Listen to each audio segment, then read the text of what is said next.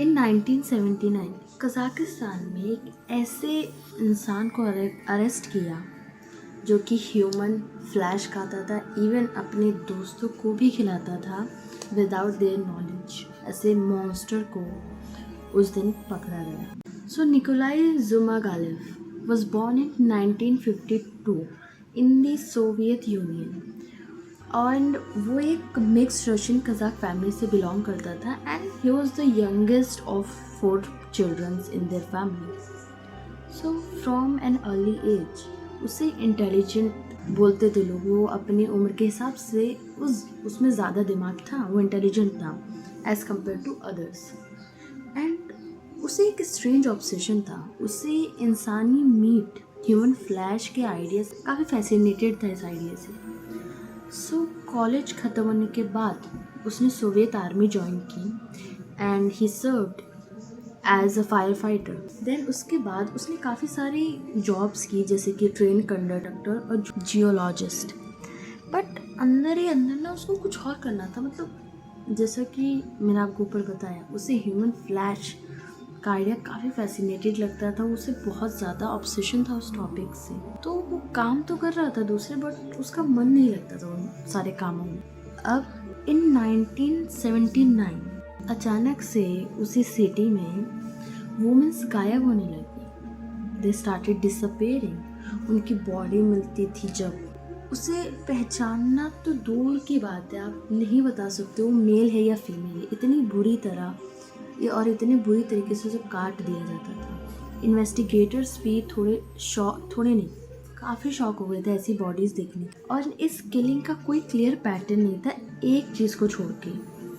जो मर्डरर था ना, वो उसकी बॉडी का कुछ हद तक का मीट निकाल लेता था उसकी बॉडी में से, कुछ मांस निकाल के अलग कर लेता। एंड इस चीज़ से आपने अंदाज़ा तो लगा ही लिया होगा, मर्डर और कोई नहीं था, निकोलाई ही था। जो निकोलाई था ना, वो काफ़ी चार्मिंग एंड थोड़ा अट्रैक्टिव पर्सन था।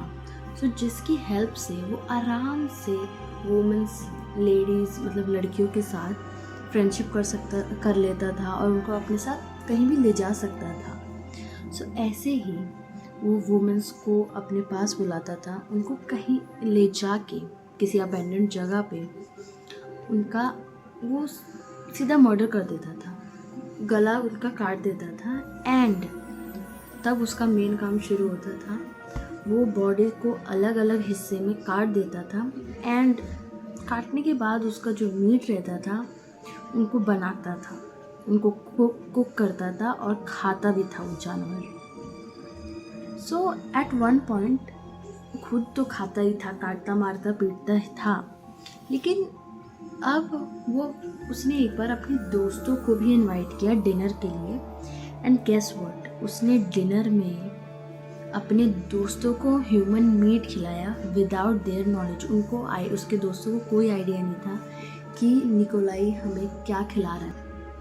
सो निकोलाई ने ये काम औरतों को मार के उनका फ्लैश जो खाता था, ये उसने करीब एंड देन 1980 में वो पकड़ा गया। और वो भी नॉर्मल तरीके से नहीं पकड़ा गया, उसने अपने दोस्तों के सामने ही गलती से एक औरत को मार दिया।